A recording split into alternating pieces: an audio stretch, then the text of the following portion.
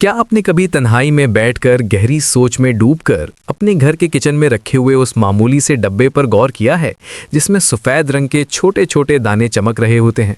बज़ाहिर तो ये सिर्फ नमक है, एक ऐसी आम सी चीज़ जो अमीर हो या गरीब, बादशाह हो या फ़कीर, हर इंसान के घर में मौजूद होती है। मगर क्या आप जानते हैं कि ये सादा सा नज़र आने वाला नमक आपकी बिगड़ी हुई किस्मत को बनाने और आपके बद नसीब के दरवाजे खोलने की कितनी ज़बरदस्त ताकत रखता है?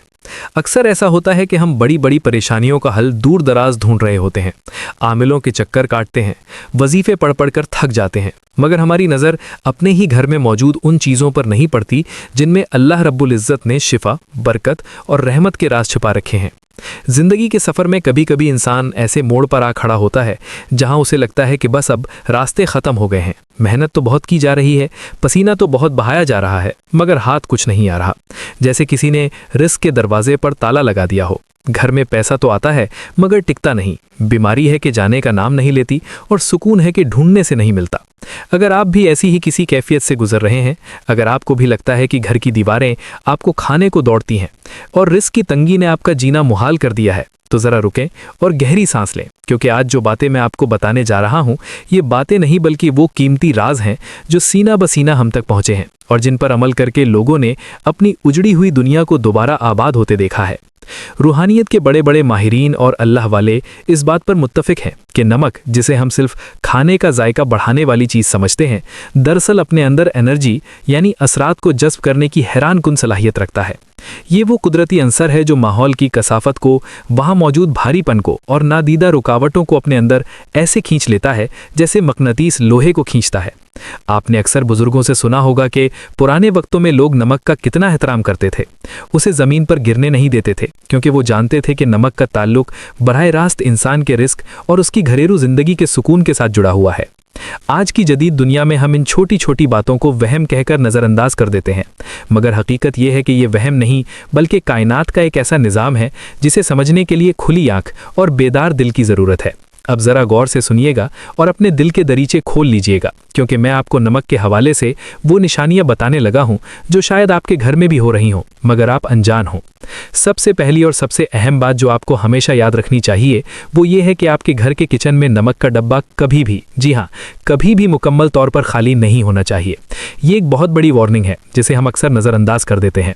हमारे बड़े हमेशा ये तलकीन करते थे कि नमक ख़त्म होने से पहले ही नया नमक मंगवा लिया करो। जानते हैं क्यों? क्योंकि रूहानी एतबार से नमक का बर्तन खाली होना घर में रिस्क की कमी, कहत और बेबरकती की सबसे बड़ी अलामत समझा जाता है। जब नमक का बर्तन खाली रह जाता है तो ये इस बात का इशारा होता है कि अब इस घर से खैर और बरकत रूठ रही है और गुर्बत दस्तक देने वाली है। क्या आपने कभी महसूस किया है कि घर में बिला वजह की चिड़चिड़ाहट बढ़ गई है, मियाँ बीवी में छोटी छोटी बात पर तकरार होने लगी है या बच्चों का रवैया अचानक बिगड़ने लगा है? अगर ऐसा है तो एक बार अपने नमक के इस्तेमाल और उसकी हिफाजत के तरीके पर गौर करें। कहीं ऐसा तो नहीं कि आप नमक की बेहुरमती कर रहे हैं या उसे खुला छोड़ रहे हैं।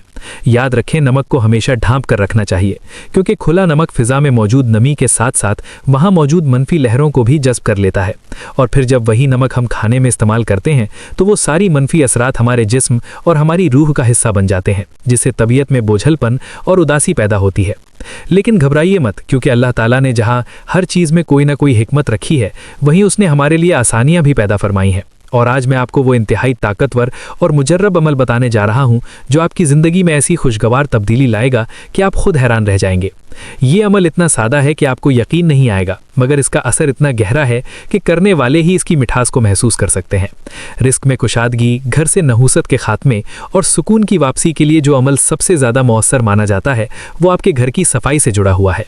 हम रोज़ाना अपने घरों में साफ़ सफाई करते हैं, झाड़ू पोछा लगाते हैं ताकि गर्द गुबार दूर हो सके, लेकिन क्या कभी हमने सोचा है कि घर में सिर्फ मिट्टी का गुबार नहीं होता बल्कि नज़र बद का, हसद का और लोगों की बुरी सोचों का भी एक गुबार होता है जो आम आँख से नज़र नहीं आता मगर हमारी खुशियों को गहरा देता है।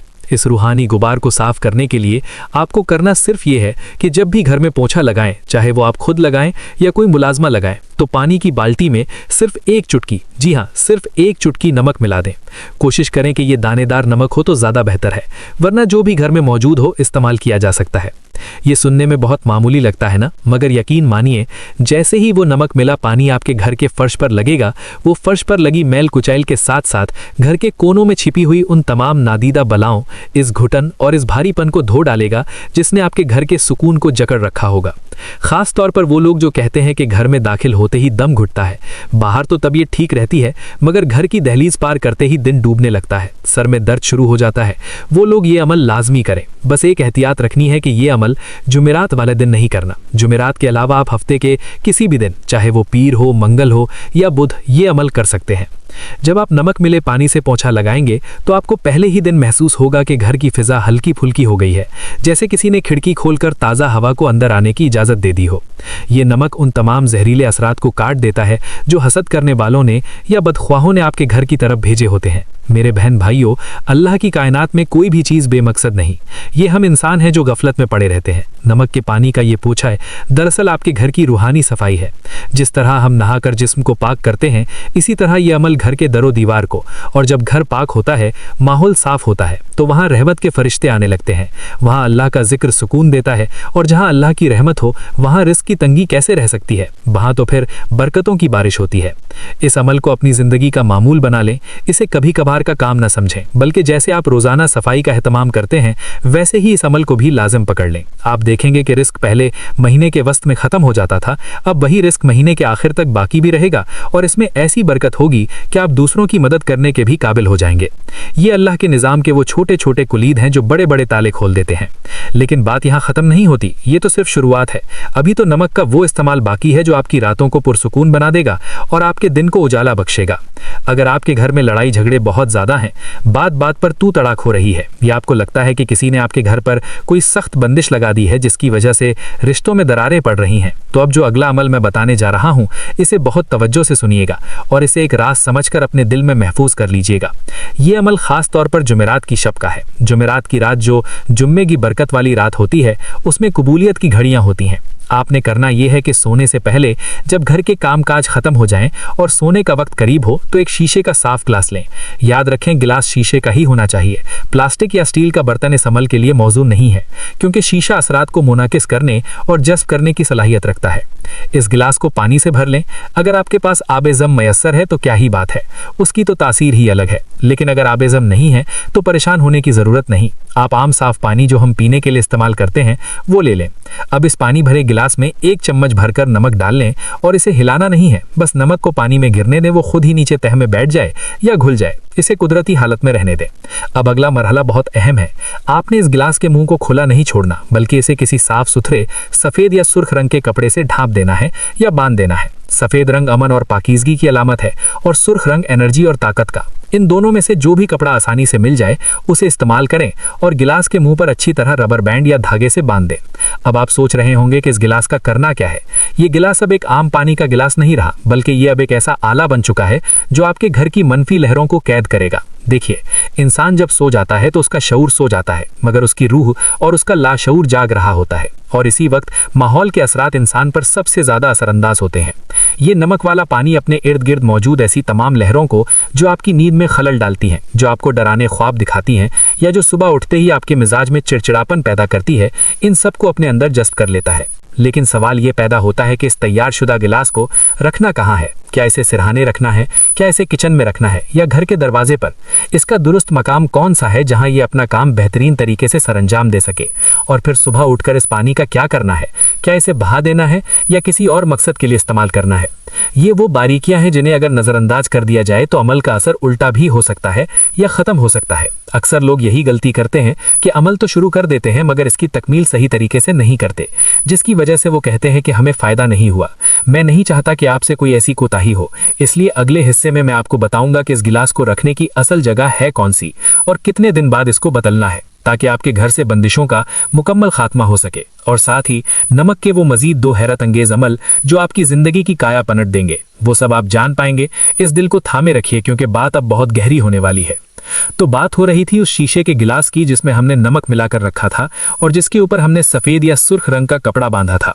यह सिर्फ पानी और नमक का मिलाप नहीं, बल्कि ये आपके घर में मौजूद उन नादीदा बेड़ियों को काटने का सामान है जिन्होंने आपकी खुशियों को जकड़ रखा है। अब सवाल ये है कि इस गिलास को रखना कहाँ है। याद रखिए, इस गिलास को आपने अपने सोने वाले कमरे, बेडरूम के किसी ऐसे कोने में रखना है जहां इस पर बार बार नजर ना पड़ती रहे और ना ही ये चलते फिरते किसी के पांव में आए।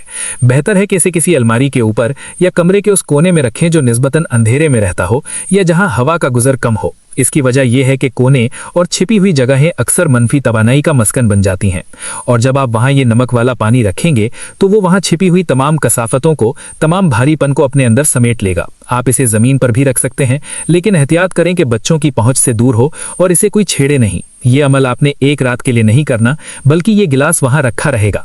हर 15 दिन बाद, जी हाँ, पूरे 15 दिन के बाद आपने इस गिलास को उठाना है, कपड़ा हटाना है और इस पानी को घर के अंदर किसी सिंक या वॉश बेसिन में नहीं गिराना, बल्कि घर से बाहर किसी नाली में या अगर मुमकिन हो तो किसी ऐसी मिट्टी वाली जगह पर बहा देना है जहां लोगों का गुजर ना हो। जब आप ये पानी बहाएंगे तो दिल में ये नियत करें कि आप अपने घर की तमाम परेशानियों, बीमारियों, लड़ाई झगड़ों और बेबरकती को इस पानी के साथ अपने घर से निकाल रहे हैं। फिर गिलास को अच्छी तरह धोकर दोबारा साफ पानी और नमक डालकर इसी तरह कपड़ा बांधकर इसी जगह रख दें।